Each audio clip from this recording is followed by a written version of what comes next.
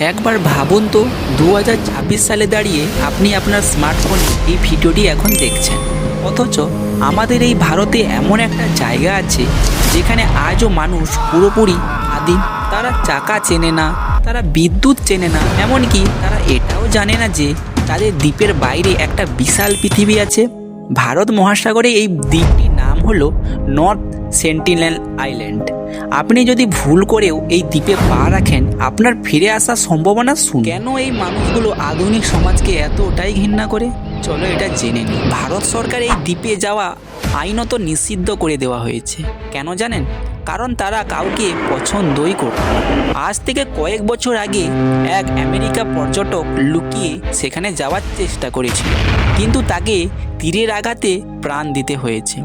আশ্চর্য বিষয় হলো 1880 সালে ব্রিটিশরা যখন সেখানে যায়, তারা কয়েকজন আদিবাসীকে তুলে নিয়ে এসেছিল পরীক্ষা করার জন্য। আধুনিক পৃথিবীর সাধারণ সর্দি, কাশি, ভাইরাস সহ সহ্য করতে না পেরে আস্তে আস্তে মারা যেতে শুরু করে। সম্ভবত সেই স্মৃতি থেকেই তাদের মনের ভিতর একটা ভয় ঢুকে গেছে। দুনিয়ার মানুষ মানেই হলো যমদূত। সবচেয়ে বড় রহস্যটা কি জানেন?